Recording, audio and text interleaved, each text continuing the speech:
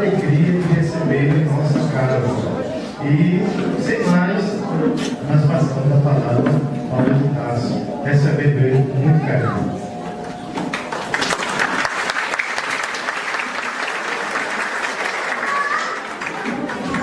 Meus irmãos, boa nova, ou boa tarde.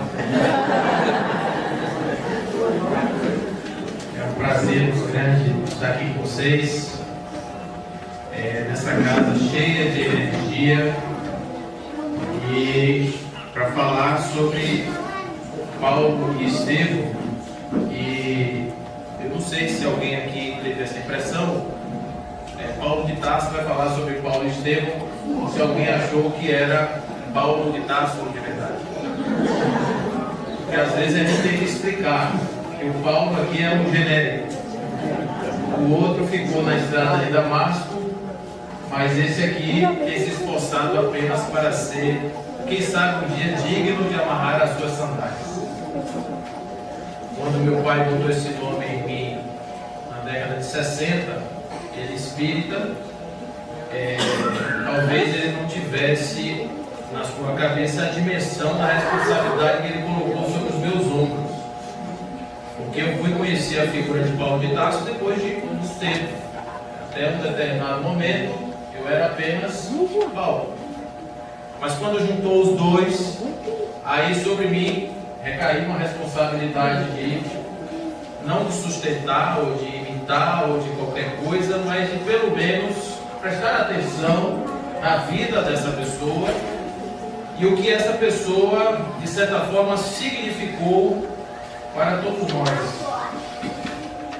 E a partir de então eu tenho tentado fazer um estudo da vida desse homem, e é sempre muito difícil fazer um estudo de alguém que viveu há quase 2000 anos atrás, né? É sempre bastante complicado a gente pensar nessa possibilidade, sobretudo de pessoas que a gente não tem muita informação, sobretudo de pessoas cujas documentações elas se perderam no tempo e são muito escassas. Então, por uma sorte minha, Paulo é um dos mais bem documentados, por uma razão muito simples. Paulo, diferentemente dos outros, diferente de Pedro, diferente até de Jesus, Paulo escreveu no seu próprio punho coisas dele, que são as suas cartas, que são consideradas os primeiros textos evangélicos da história do cristianismo, são as cartas de Paulo, antes até dos evangelhos que nós conhecemos. E essas cartas, elas falam muito sobre a vida desse homem. Mas não somente as cartas de Paulo, nós temos também o Evangelho de Lucas, na sua extensão, trabalhando nos Atos dos Apóstolos, falando um pouco sobre a passagem de Paulo sobre a terra, sobretudo a sua conversão. Aquele homem que se transformou do doutor da lei em um verdadeiro seguidor do Cristo, e todo o seu trabalho para fazer da sua fé e da sua crença aquilo que Jesus havia pedido que fosse feito, que era levar o seu conhecimento e as suas palavras para além das fronteiras daquele mundo conhecido. Virão de todos os lugares os meus discípulos, dizia Jesus, do Oriente e do Ocidente. Todos eles levarão a minha mensagem, entrarão no coração a possibilidade de plantar essa semente da Boa Nova, e farão desta terra uma terra diferente, uma terra de amor e uma terra de paz. Mas nem tudo são flores no caminho dos homens que trabalham nessa estrada. E quando nós vamos olhar não somente as cartas, mas também os Atos dos Apóstolos e todo o Evangelho, a gente vê a luta de um homem consigo mesmo. A gente vê uma luta de Paulo, e a gente pode espelhar este Paulo em cada um de nós. E eu gostaria de fazer a vocês dois convites, ou duas sugestões. O primeiro é que quem não fez ainda, faça desse esse presente de ler esta obra maravilhosa chamada Paulo e Estevão, escrita por Francisco Cândido Xavier. Vou pedir por gentileza, o carro NZZ 2721 Fiat está aberto. A gente pede propriedade para levar nela, viu? Então a gente vê a luta de um homem consigo próprio, porque não é fácil transformar. Eu vou usar os dois nomes dessa pessoa, Saulo, na verdade Shaul, em Paulo. Não é fácil fazer essa transição. E quando a gente vê a obra de Francisco Xavier, a gente entende o que aconteceu, porque de qualquer forma, o trabalho de Paulo só foi possível graças à presença na sua vida de um homem chamado Estevão. Se não fosse Estevão, não haveria Paulo, assim diz Emmanuel. Tamanha importância a figura de Estevão na vida de Paulo. Mas a gente vai olhar na história e a gente vai ver que Estevão, em verdade, foi inimigo de Paulo. Paulo foi inimigo de Estevão. Em determinado momento eles estavam em lados opostos. Estevão, a partir do seu processo de transformação, havia se transformado no missionário do Cristo. E Paulo, pela sua formação, havia se transformado no mensageiro de Deus. O Cristo contra Deus. Não é paradoxal isso? Um falava de Deus e o outro falava do Cristo, que defendia também Deus, e na verdade a gente está numa grande confusão. Que Deus é esse? Que pode ter dois lados, do lado de lá e do lado de cá. A história é belíssima e começa com um homem, um velho homem chamado Jochebed Ben Hared, que era um velho que fora rico, poderoso, perdeu tudo para um procônsul ambicioso, um homem de Roma, um corrupto de um sistema burocrático. A corrupção não é privilégio dos tempos modernos. A corrupção é um privilégio do homem perdido em si próprio. E por esse motivo, este homem havia perdido parte dos seus bens e lhe restara apenas uma pequena chácara e 2 filhos, uma moça chamada Abigail e o seu filho Gésiel. Ela com 18 anos, ele por volta de 25, um lar humilde, um homem trabalhador, todos eles devotados à mensagem de Deus, às leis e aos profetas.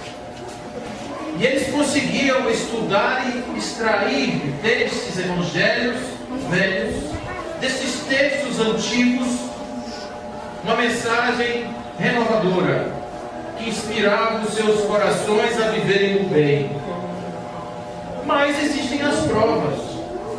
E essas provas chegaram na vida do velho Jochebed, quando ele foi agredido em praça pública, porque uma hora falou com os soldados, outra hora não falou com os soldados, e os soldados, por que você não falou? Eles profetizaram. Por que você fala comigo? Eles profetizaram. Não se sabe quando se está na condição de ser subordinado, subalterno, você não sabe como se colocar. Você é impotente diante das forças que não sabem também por que são fortes. Os autoritários normalmente não sabem por que são fortes. E então ele recebe uma notícia de que vai ter uma restituição de parte daquilo que foi perdido, e ele vai então ali reclamar da parte que lhe foi tirada e terminou perdendo, foi tudo. Eu não vou dar a história do livro não, porque vocês precisam ler esse livro, cada palavra desse livro é importante para todos nós.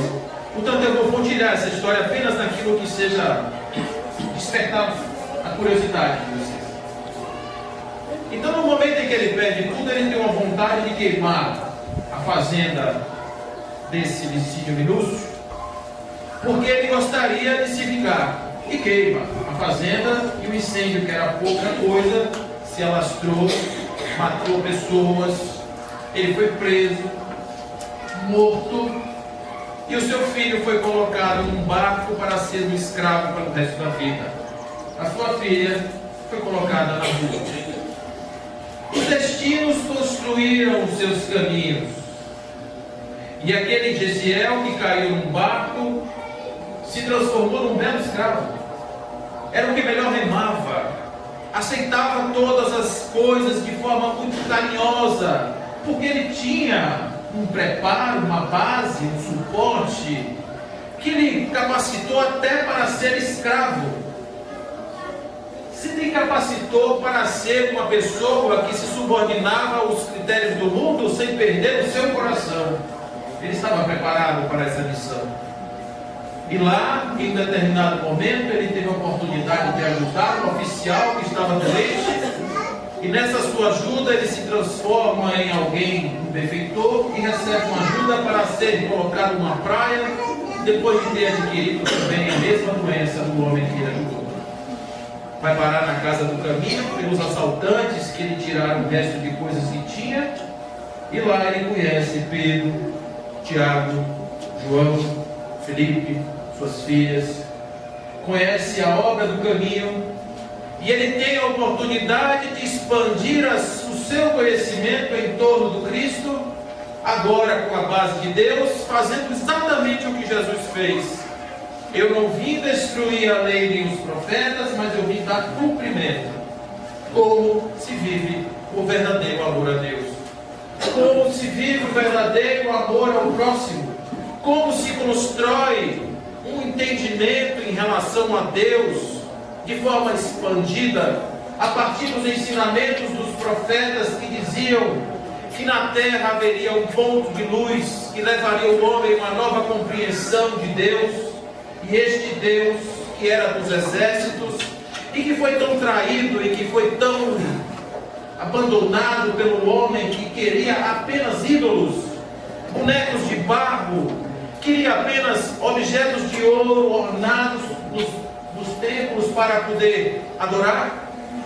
Jesus estava dizendo que o homem era livre para amar em seu coração e se lembrando dos profetas de que Deus não está presente em nenhum lugar que seja construído pelas mãos do homem. Porque de ordinário Deus está em todos os lugares e não precisa de um templo, não precisa de uma casa, não precisa de uma igreja, não precisa de um lugar específico. Se Deus está na natureza, se Deus está nos tijolos, no cimento, no ferro, em todas as coisas, no ar que respiramos, por que concentrá-lo e achar que Ele estará apenas dentro de templos específicos? E assim, Estevão, agora rebatizado com este nome, ele está devotado a compreender os evangelhos, segundo Emmanuel, os evangelhos de Mateus, que caíram em suas mãos. E ele então vai poder fazer uma interpretação, não somente uma interpretação do texto evangélico, mas uma conversão de vida. Primeiro, Estevão se transformou num cristão verdadeiro.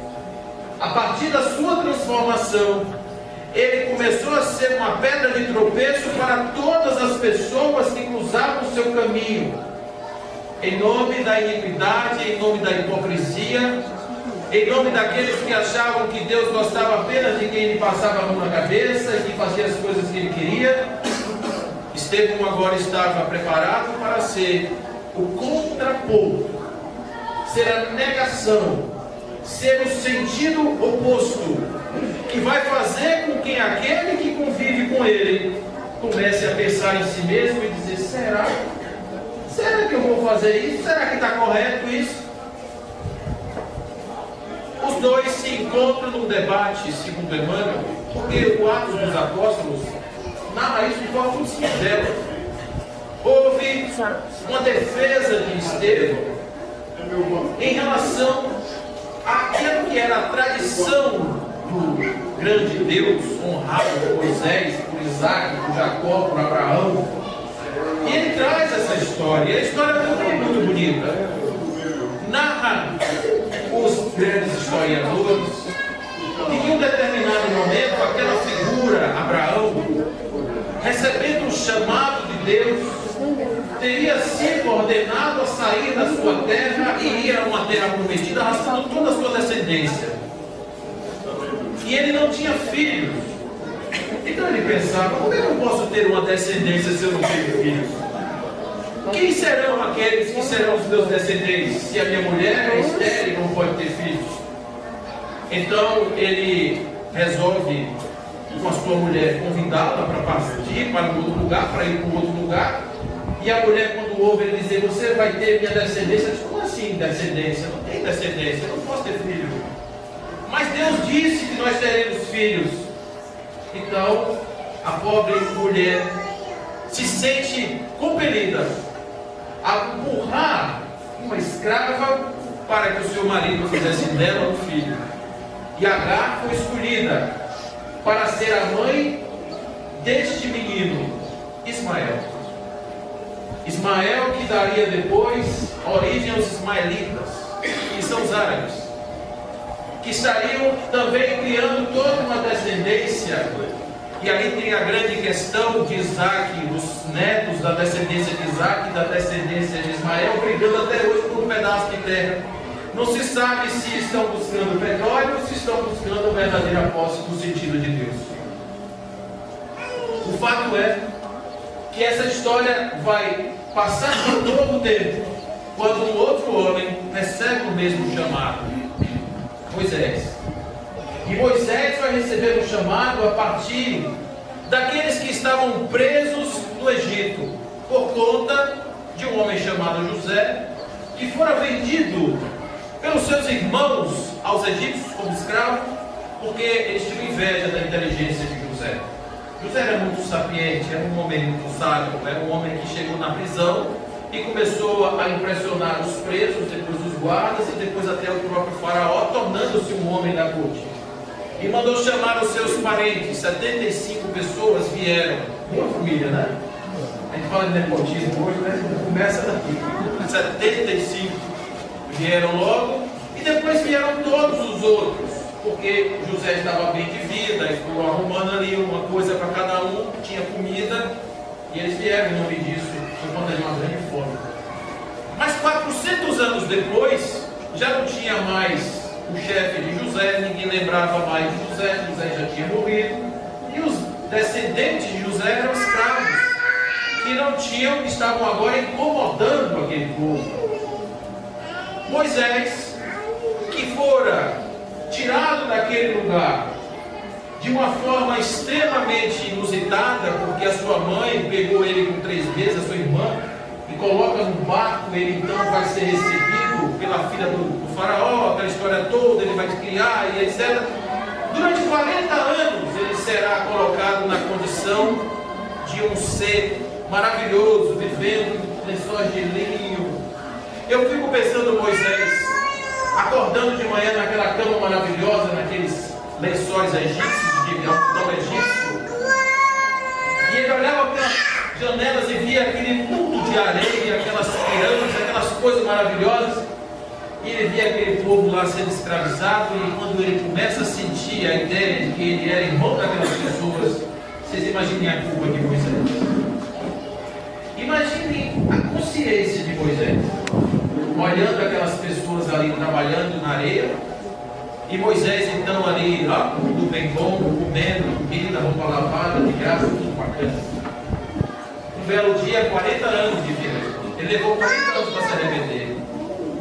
Ele entrou numa briga, não deu muito certo, o soldado morreu, ele teve que fugir, foi para o deserto, ficou mais 40 anos, passa a conta, viu? Moisés tinha 40, mais 40, 80, né? Quando ele vai lá para a terra de Midian, vai se casar com a filha de Jetro, vai ser pastor de ovelhas, recebe um chamado para voltar ao Egito e tirar o seu povo de lá.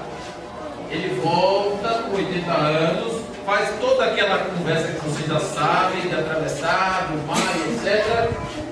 Quando ele chega na terra prometida, ele estava perto de completar 120 anos. Porque uma trajetória que leva cerca de 2 meses, 60 dias, andando a baiana, né? Arrastando o pé, eles levaram 40 anos. Por em 40 anos, para que aquele povo que nasceu sob a égide da escravidão tivesse filhos que nascessem na liberdade e uma nova geração entrasse na terra prometida. Dizem que Moisés não morreu. Moisés simplesmente desapareceu. Talvez pela sua grandeza espiritual, seu corpo tenha se dissolvido, como os grandes iniciados do Oriente podem fazer. O nome disso é corpo de arco-íris. Pode ter acontecido. No filme Kung Fu Panda, quando aquele mestre ele desaparece embaixo do pessegueiro, ele representa ali esse tipo de fuga. Alguns homens tiveram essa possibilidade. Moisés foi um deles. Então o que aconteceu com aquele povo que estava sendo guiado por Moisés? Cadê meu chefe? Aperte o cinto e o piloto subiu. Desapareceu. E o que eles fizeram? Voltaram para buscar os bezerros de ouro.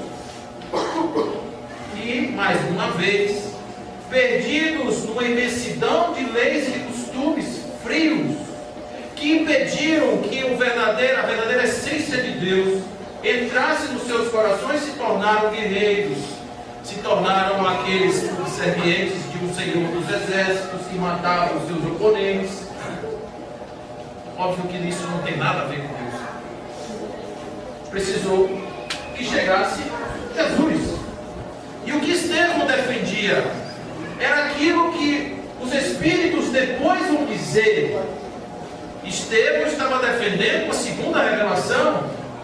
Estevão estava defendendo uma possibilidade de uma nova, de se ressignificar toda aquela parte, todo aquele ensinamento que foi passado à humanidade. Se olhar isso com outro olhar, Estevão dizia: vocês abandonaram os seus pais, os nossos pais, ele se incluía. Vocês abandonaram as tradições, vocês abandonaram Deus quando honraram o bezerro de ouro, quando transformaram a sua casa em um templo que é o templo da perdição. Olha este templo. O que tem aqui dentro? Aqui dentro tem o comércio de animais, o sacrifício de animais. Olha a sua roupa cheia de ouro. Olhem como vocês fazem para conseguir os cargos aqui dentro. Olha os seus corações que estão todos cheios de pedra. E vocês não têm acessibilidade para chegar agora na casa do caminho, que é o templo desses homens, e contemplar o trabalho da caridade que lá é feito. Vocês só estão preocupados com as formas. Vocês só estão preocupados com o modelo externo, com as aparências. Esta foi a grande audácia de Estevão. E por isso ele foi condenado à morte. Foi condenado à morte por ter dito a verdade, por ter desafiado o homem na sua verdade. E com Paulo foi extremamente complicado, porque Paulo não era uma pessoa muito fácil, gente. O temperamento de Paulo era duro. Paulo chega em Jerusalém como doutor da lei. Ali, na sua Bíblia, imagina um homem chegando por volta dos seus 30 anos, montado numa Bíblia Ferrari, toda assim bonitona, né? Todo cheio de roupa da moda e etc, descendo, impressionando. Dizem que ele era horroroso, que ele era muito feio, né? Que ele era uma pessoa que a única coisa que salvava dele eram os olhos, que eram azuis. O resto era uma coisa horrorosa. Então, Paulo, quando chega nesse lugar, ele está inteligente, cheio de poder, cheio de prestígio, um bom partido. O seu ego estava do tamanho do mundo da situação e topa com uma pedreira, que é a casa do caminho. Topa com uma pedreira que é um Jesus que ele não conheceu. Carpinteiro, que a única coisa que ele sabia morreu na cruz do lado de ladrões. E aquele que era suspenso numa cruz era digno de todo tipo de desprezo, porque eram as piores pessoas da sociedade, aqueles que eram colocados em cruzes. Então, como um homem que era carpinteiro, pobre, ignorante, talvez até analfabeto, porque talvez Jesus fosse analfabeto, morreu e foi condenado e foi colocado numa cruz, E não teve nenhum raio que desceu do céu impedindo a morte do Filho de Deus. Como é assim? Pensavam os ignorantes. Se ele fosse realmente Filho de Deus, o mundo teria se revirado, os soldados dos exércitos divinos teriam descido para salvar o Filho de Deus da cruz. Afinal de contas, não é assim que acontece com os filhos dos poderosos? Então Paulo pensava nisso. O que pode sair da cabeça de um homem que foi condenado como bandido? Quando ele ouve Estevão defendendo este homem, a pureza dos seus ensinamentos, o seu coração, ele ouve Estevão falar com a firmeza de que não somente Estevão também não conheceu, mas com a firmeza de quem consegue entender o Espírito de Jesus. Estevão, que foi verdadeiramente um resultado do trabalho de Jesus na terra. Eu sempre digo isso, gente. Se Jesus tivesse que vir aqui ensinar para a gente todas as coisas que ele ensinou, ele não precisava ter vindo. Mandava para o João Batista. Ele lá, chegava, parecia para João tinha mediunidade, né? Ficava lá no deserto, comendo gafanhoto de mel. Então ele chegava, João, olha, eu queria que você falasse essas coisas aí, anota aí nesse papiro que eu quero que você diga para a humanidade, e embora. Mas ele precisou vir porque o seu exemplo tinha que prevalecer, e ele tinha que nascer no corpo de um homem, filho de Dona Maria e seu José, numa casa pobre, numa cidade pobre. Nazaré, gente, tinha 700 habitantes. Nazaré só tinha um banheiro. É uma cidade considerada um buraquinho no campo. Uma coisa insignificante. Se vocês estivessem hoje naquela região com o Waze na mão, com o Google Maps na mão, Nazaré certamente não apareceria de tão insignificante que era. E no entanto, nessa cidade pobre nasce o espírito mais puro que já pisou neste planeta, na casa de Dona Maria, com mais outros tantos filhos, para mostrar à humanidade que o espírito crístico, quando nasce, pode se expressar em qualquer um de nós. E no fundo, os nossos espíritos são todos potências de Cristo, esperando o momento de acontecer. O que é que acontece com Paulo? Paulo está diante agora de uma nova verdade que ele desconhecia, mas mais do que tudo, um questionamento dos seus próprios conceitos de vida. Paulo está agora fazendo a grande pergunta: será? Emmanuel traz a figura de Abigail para mostrar o quanto Paulo era duro, porque Abigail era sua mulher, era sua noiva, porque ele ia se casar, podia ser uma mulher linda, pelo que Emmanuel descreve, ia ser uma moça graciosa. E você imagine, você está apaixonado, gente, alguém aqui fala mal da paixão de alguma forma? É bom ou não é bom estar apaixonado? Se imagina Paulo chegando ali na casa, naquela estradinha de junho, chegar e encontrar a Abigail vindo de lá, toda cheirando perfumada de rosas, com seu vestido solto, com aquele olhar, 18 anos, um brilho nos olhos, parecendo as estrelas da noite de Feira de Santana, porque esse céu aqui é especial.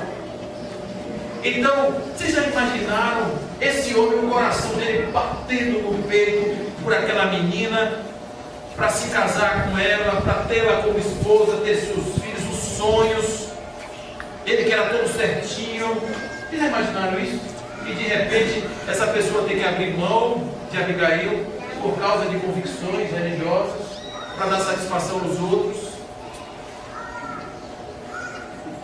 Paulo era um pouco de todos nós, que estamos ainda negando em primeiro lugar a Deus e em segundo lugar ao Cristo.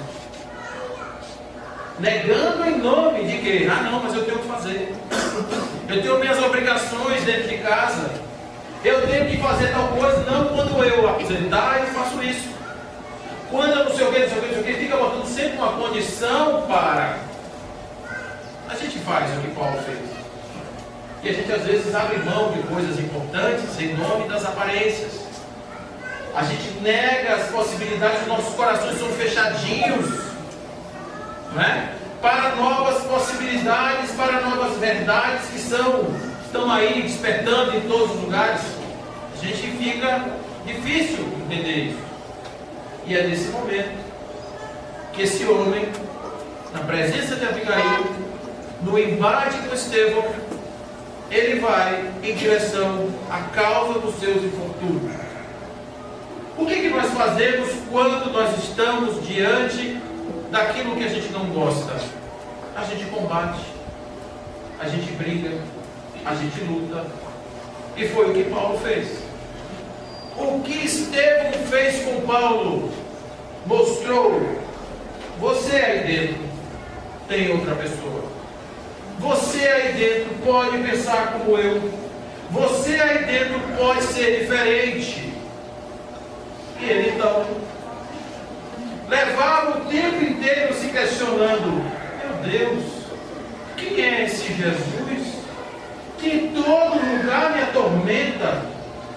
Quem é esse Jesus que não me deixa em paz um minuto até minha namorada já ligou? Porque quando ele descobre Abigail, agora convertida a Jesus, ele então diz: esse homem me persegue.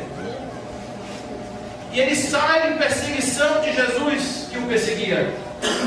E ao chegar na entrada de Damasco, literalmente, numa expressão baiana, ele cai do cavalo. Cai do cavalo, e ao levantar-se, ele vê apenas uma luz. O único Jesus que foi possível para Paulo foi uma luz.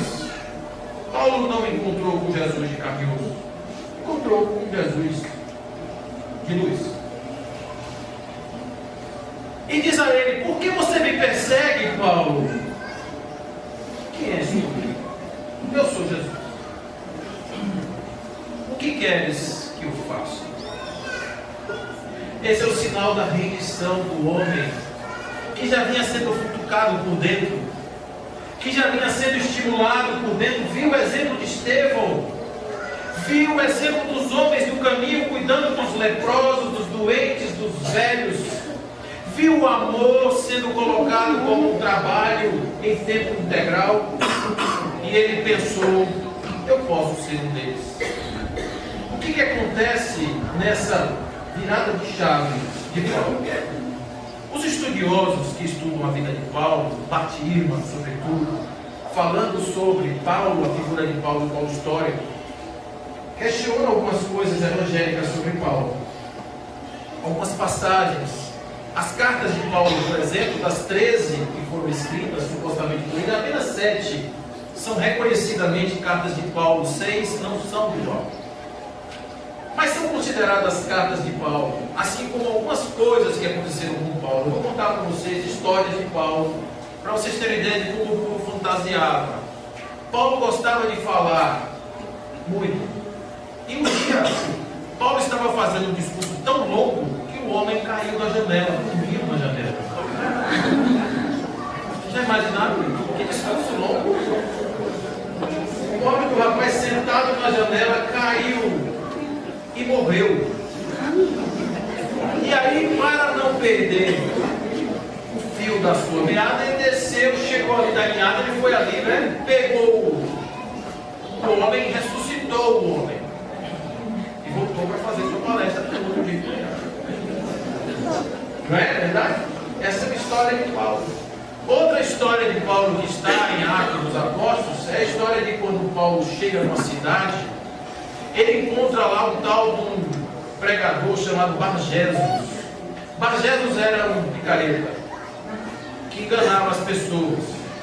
E tinha lá um procônsul chamado Sérgio Paulo, que inclusive traz, resgata ele no barco, bota com uma doença que esteve no cuidado dele, etc. Esse homem, ele estava muito impressionado com Barjesus. E o que acontecia? Ele chegou lá e disse assim: Barjesus estava preocupado, de Sérgio Paulo virar cristão, e começou a criar problema e dificuldade. E Paulo disse assim: aqui você fique cego agora. Ele ficou cego naquele minuto e começou a tatear no escuro, cego, cego, cego, até a hora que Paulo disse: agora você pode chegar. Ele enxergou, não perdeu o dente. por causa de Paulo. Paulo tinha essa possibilidade.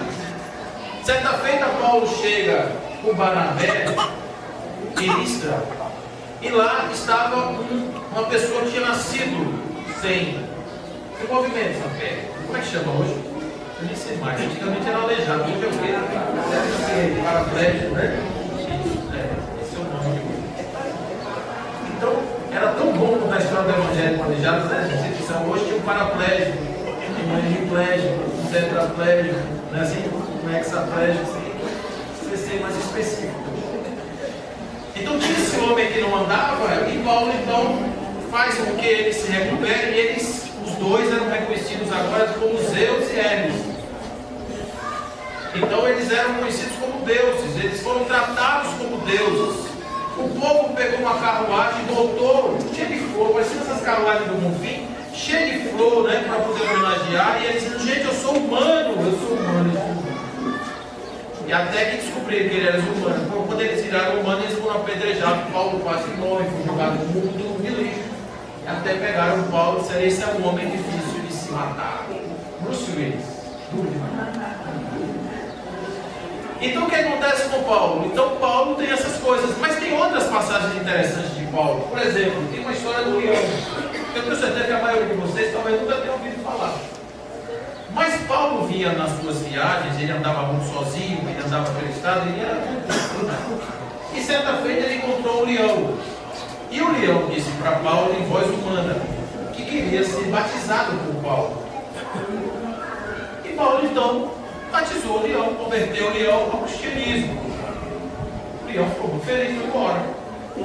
Passados alguns tempos, Paulo e o leão se encontram numa arena. E estão ali para serem, o leão para comer os cristãos e Paulo para ser comido. Quando o leão reconhece Paulo, o que é que o leão faz? Olha, isso aí não dá não, porque esse é meu chefe, foi esse que me batizou. E aí cai uma chuva de pedras do céu, matando os outros leões que não eram parceiros, e algumas pessoas, e eles fugiram. Então eu só estou contando essas histórias, não sei que óbvio são todas histórias de fantasia, mas para vocês entenderem como nós temos a necessidade de criar os mitos. Ali não tinha mito nenhum, ali era um homem. E qualquer homem nasceu na sua dificuldade, transformou-se a partir do estímulo de Estevão, a partir dos exemplos e do fato de ser ali provocado, ele então fez a sua mudança. Vou dar outros exemplos para vocês de pessoas que fizeram isso. Francisco de Assis, por exemplo. Francisco de Assis, o nome dele não era Francisco. Francisco tem a ver com francesinho, porque ele andava todo arrumadinho. Ele era da galera que gostava de reggae. Filho de papai, não queria nada com a voz, no caso lá de Assis, e ele só queria saber de se divertir. E o pai preocupado, dizendo: meu filho é um pirão perdido, meu filho não sei o que eu faço com meu filho? Mandou o filho para as cruzadas. Ele foi, adquiriu tracoma, que foi a doença que o matou, anos depois. Mas ele foi tudo isso, o pai o processou, porque ele estava jogando o patrimônio do pai fora. Teve confusão, a vida de Francisco não foi boa, até o dia que ele resolveu mudar.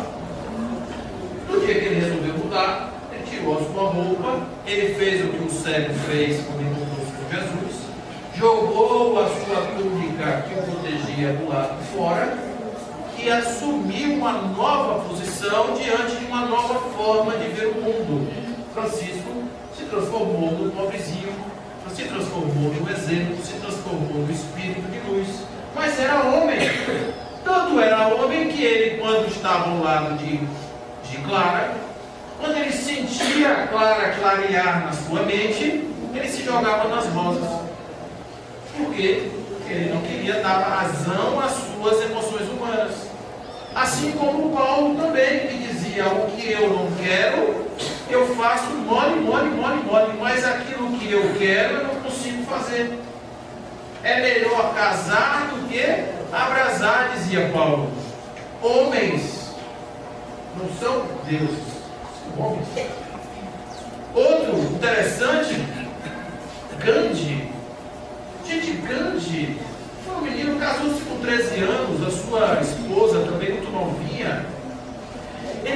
ciumento, tinha medo de cobra, ficava trancado dentro de casa, trancava as mulheres dentro de casa, roubou seu irmão, fumou, comeu carne, tentou suicídio por conta do seu pai. Sim. Um dia ele resolveu mudar. E no dia que ele resolveu mudar, transformou-se numa Mahatma Gandhi. Essas histórias acontecem mais frequentemente do que vocês podem imaginar. Os grandes iniciados da Terra fizeram sua transposição, sua mudança por volta dos 30, dos 40, que é o momento que toca o sino na nossa cabeça e a gente começa a fazer perguntas: o que eu vim fazer aqui? Por que eu estou aqui? O que me trouxe dessa forma para cá? E nós precisamos nos termos em nossas vidas. Porque se não houvesse um homem que tivesse expulsado o Gandhi do trem, provavelmente ele não teria se movimentado em direção à mudança. Se não houvesse o pai de Francisco, se não houvessem as batalhas de consciência, de mente, se não houvesse Mônica na vida de Agostinho, se não houvessem essas coisas que acontecem na vida de qualquer um de nós, quantos de nós não temos termos em nossa vida? Quantos de nós não temos os espinhos de Francisco à nossa disposição? Quantos de nós não estamos sendo o dia inteiro provocados para mudar em relação ao modelo de nossas vidas? Quantos? E quantos estamos atentos a esse processo de mudança? Quantos estamos considerando os nossos opositores como os nossos grandes amigos? Dizem, inclusive, que os nossos inimigos são os nossos melhores amigos. Porque não existe ninguém que não seja inimigo que pense em você o dia inteiro. E é dessa forma que a gente precisa encarar a história de Paulo e de Estevão. É muito bonito ver o livro. É muito bonito ver o embate dos dois. O texto que Emmanuel traz não existe em nenhum lugar. Todo mundo pode procurar qualquer livro, vocês não vão encontrar nada tão belo e tão preciso nas palavras, nas ideias, nos conceitos. Mas certamente o que está por trás ali é um convite para que todos nós nos transformemos em Paulo. Que todos nós nos transformemos em Estevãos. Na medida em que nós sejamos aqueles que estejamos à disposição do outro para transformá-lo. Na medida em que nós sejamos esses trabalhadores da casa do caminho, que façamos então o nosso trabalho combinado com Cristo, que nos pediu para sair aí semeando, jogando sementes em quaisquer corações. Um dia as sementes vão brotar. Um dia as sementes vão acontecer. E a gente para pensar no mundo de hoje. O que nós temos hoje aqui na sociedade? Uma sociedade que está muito complicada. Eu escrevia um texto hoje, inclusive pela manhã, que eu dizia assim: no meu tempo atentado era um menino que perturbava a gente. Fascista era um homem que morava longe. E a gente descobre depois do tempo que atentado é argumento de quem não tem o que dizer. Que fascista é qualquer pessoa que não pensa como eu. E que o Brasil, infelizmente, hoje, na condição que era de país do futuro, é apenas um bando de gente esperta tentando se dar bem. Mas certamente, talvez eu tenha sonhado. E no meu sonho, eu vou despertar. Eu vou despertar porque neste meu pesadelo, neste minha ilusão, até Deus entrou na história. Porque Deus, Ele só é lembrado para justificar os meus próprios crimes, quando eu vou agir e digo que agi em nome dEle. Mas quando acordar, certamente o homem mau terá ido embora. O Brasil voltará a ser a pátria do futuro. E Deus, o único motivo para nós estarmos aqui. A doutrina espírita, ela vai contemplar um segundo movimento que Emmanuel nos traz. Ele diz assim: Moisés foi a porta, Jesus foi a chave. E eu diria, o Espiritismo é o mapa que nos conduz dentro desta casa. O único Deus abre as portas, juntamente com a ideia do amor. Mas o que eu faço com isso? Eu incluo os outros na minha vida. Eu incluo a caridade como movimento da minha ação. Eu incluo a benevolência, a indulgência, o perdão das ofensas como móvel das minhas ações. Eu deixo de ter o egoísmo como o único escudo que me protege do mundo e passo a enxergar a vida a partir da perspectiva da sociedade, do outro, da inclusão de todos nós, enfim, dessas possibilidades todas que nós temos de viver e de transformar esse mundo num mundo melhor. Nós estamos completando 150 anos de A Gênese, aonde no capítulo 18 Allan Kardec nos convida a pensar nos tempos novos, nos tempos da transição, que Manuel Filomeno de Miranda nos apresenta agora através dos seus livros, dizendo um pouco daquilo que foi visto aqui na peça, que nós somos suscetíveis, somos falhos e estamos muito vulneráveis, porque a gente perdeu o endereço de nós mesmos e nós estamos aí, no mundo pós-moderno, a gente está mais perdido literalmente do que deficiente visual, também provavelmente em tiroteio. O mundo pós-moderno nos tirou o foco, nos tirou o chão. O mundo líquido de Zygmunt Bauman nos deixou desestruturados. E agora o que nós temos simplesmente é uma tentativa todos os dias de achar o rumo da prosa e caminhar em direção aos objetivos das nossas vidas, cada dia mais distantes de nós mesmos. Porque no mundo das ilusões nós não sabemos exatamente quem somos, apenas aquilo que nós devemos defender, as imagens que nós devemos corresponder, aquilo que nós devemos agradar, a quem nós devemos agradar. Dentro de nós existe um anjo, dentro de nós existe um ser divino, dentro de nós existe um projeto maior da criação, que é seres conscientes de si mesmos, capazes de realizar nas suas transformações pessoais a transformação do universo. Observem que o mundo em regeneração, ele não é um mundo diferente, ele não é um mundo novo. O mar é azul, o céu é azul, as plantas são verdes, as rosas são vermelhas, amarelas, de todas as cores, os pássaros voam no céu com toda a sua perfeição e beleza. A única coisa diferente no mundo regenerado somos nós. Observe que a única coisa que muda são os homens. A forma de pensar, a forma de agir, a forma de ser, de se colocar no mundo. É a única coisa que muda. O que falta para a Terra ser um planeta de regeneração? Nós tomarmos a decisão de seguirmos as estradas de Damasco. A cegueira de Paulo, gente, não é uma cegueira biológica, pode até não ser. Na simbologia de uma interpretação mais profunda, a cegueira de Paulo é o momento em que ele apaga um passado e começa uma vida nova. Porque quem lê a obra de Emmanuel tem a impressão que estamos falando de duas pessoas completamente diferentes. Porque na prática não é assim que funciona. Na prática você faz uma mudança e leva às vezes 40 anos para mudar. Paulo mudou em 3 anos, depois mais 10, em 13 anos ele estava mudado. Mas todos nós precisamos tentar. Todos nós precisamos fazer a estrada da nossa estatística do IBGE. Quem aqui acredita em Deus?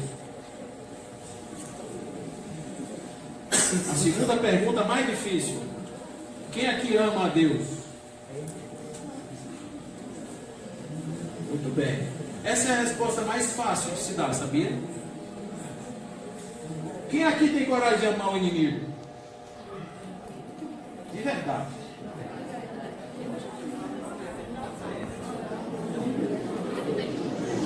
Vocês estão vendo? Você sabe o que é que João diz? João diz assim, ó, não fique zangado comigo, foi João que falou. Eu só estou aqui repetindo. João disse assim: aquele que diz que ama a Deus e não ama o seu inimigo é um mentiroso. Porque se você não consegue amar quem você vê, como você pode amar quem você não vê? Para dizer que ama a Deus, basta dizer, eu amo a Deus. Não é assim? E tem muita gente que diz assim, eu levanto a mão, sabe por quê? Porque eu tenho medo de dizer que não amo Deus. Porque se eu disser que não amo Deus, eu vou parar onde? Lá na casa daquele rapaz que apareceu aqui no estado. Ter ele como vizinho. Vocês já imaginaram? Um cara com um leão na cabeça assim? Adiando o pensamento e pegando um pó de cortina na mão da pessoa.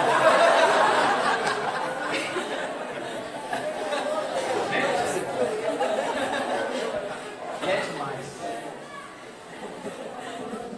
Então, o que essa mudança que a gente está falando acontece? Em primeiro lugar, a mudança na percepção, porque o homem, para fazer o que Estevão fez, para fazer o que Paulo fez, ele tem que fazer o que Jesus pediu. Aquele que quiser me seguir, abandone a sua cruz, ou pegue a sua cruz, né? E me siga. Abandone a sua vida passada e me siga. Então, pegar a sua cruz e seguir. Mas seguir o que? Cegamente? Seguir o que? Um ser divino? Não. Seguir o exemplo da doação, do desprendimento. O exemplo desses homens que esqueceram das suas próprias vidas para viver. Ainda nos exemplos que a gente tem, irmã Dulce, era uma menina, vivia dentro de uma casa tranquila, podia ser casada com uma pessoa distinta da sociedade, podia viver tranquilamente, e ela preferiu ir para um galinheiro, cuidar de pessoas que ela não conhecia. Talvez um dia a gente consiga entender a dimensão do que Jesus pediu para a gente. Talvez um dia a gente consiga entender o que significa o seu amor. Talvez um dia a gente consiga entender verdadeiramente por que nós estamos aqui. Nós não somos baratos, tontos. Estamos hoje batendo cabeça porque nós somos resistentes. Nós não queremos entender, não queremos aceitar. Talvez a gente precise pensar nos Estevãos, nos exemplos, nos mártires, nas pessoas que entregaram a sua vida em nome da espiritualidade. Talvez a gente precise acreditar que nós somos espíritos imortais. Talvez a gente precise verdadeiramente ter um Deus, uma relação que não seja de favores, uma relação de eu te dou, você me dá, se eu te agradar, você me agrada. Não. Ter uma relação de sentir Deus todos os dias, sentir Deus em si, no outro, em todos os lugares, em todas as coisas, e assim fazermos o nosso papel de verdadeiros discípulos de Jesus na terra. A doutrina espírita, eu digo sempre e vou repetir muitas vezes, não é porta de igreja. Quem quiser salvação está no lugar errado. Aqui é lugar de iluminação, aqui é lugar de esclarecimento. A salvação está no coração de todos nós. A salvação está na força que o homem tem para fazer o seu próprio processo de transformação. É claro que precisa de ponto-socorro, de escola, de hospital, precisa de tempo, precisa de estímulo, precisa de estudo. E aqui vocês encontram tudo isso. Aqui nós sabemos o que acontece conosco depois da morte. Aqui nós sabemos o que acontece conosco quando tomamos a decisão de viver aqui a vida em paz. E eu vou fazer uma pergunta para vocês aqui, para vocês me responderem. Se amanhã vocês tomarem uma decisão de quando alguém lhes ferir uma face, você dá a outra. Vocês tomaram a decisão de que quando alguém te pedir uma túnica, você dê também a capa. Quando alguém te pedir para andar 10 léguas, você anda 20 quilômetros. Se alguém te pedir um empréstimo, você não sai correndo. Está lá no Evangelho. A minha pergunta é: se você quiser fazer isso, o que te impede? Se você quiser amar uma pessoa incondicionalmente, não esperar nada dela, nem o amor dela. Você não é uma pessoa que te apedreja, como Estevão fez com Paulo, pedindo que a ele não fosse imputado o pecado da sua própria morte. Porque a morte de Estevão foi para Paulo o seu nascimento. Eu saio da vida para você entrar na vida. Eu morro para você renascer. Como Paulo vai dizer depois, morro todos os dias para que o Cristo renasça em mim. Quantos estamos dispostos a morrer pelo Cristo? Não necessariamente fisicamente, claro, não estou morando ninguém. Mas morrer na essência, na transformação, na mudança. Esse é o convite que Paulo e Estevão nos fazem. Foi esse Paulo que meu pai me deu de presente.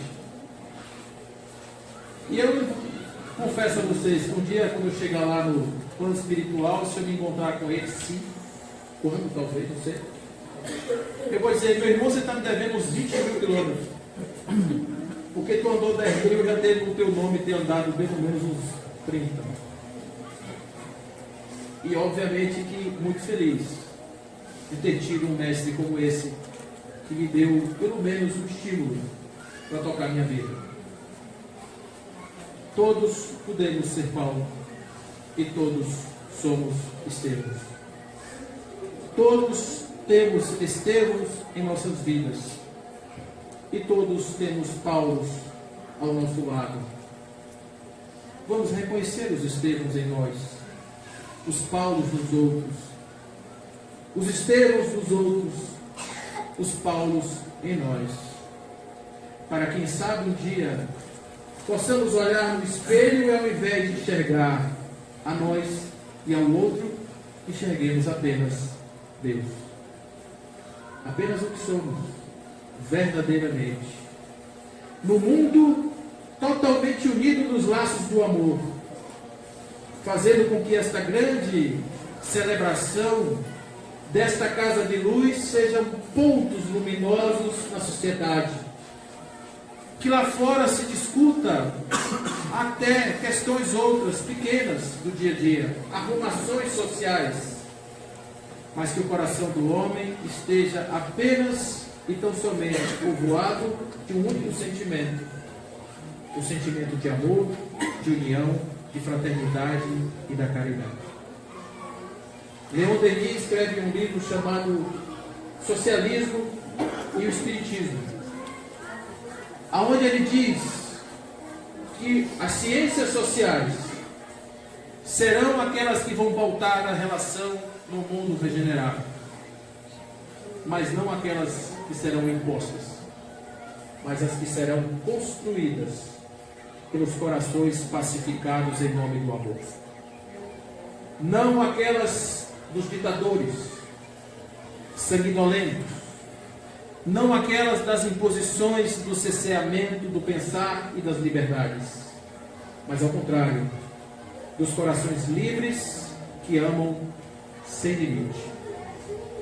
Um dia teremos esse mundo e eu desejo que seja rápido, que nós nos respeitemos como criaturas de Deus e honremos a oportunidade da vida, que é o melhor presente, o maior presente, o melhor presente que nós podíamos ter recebido de Deus.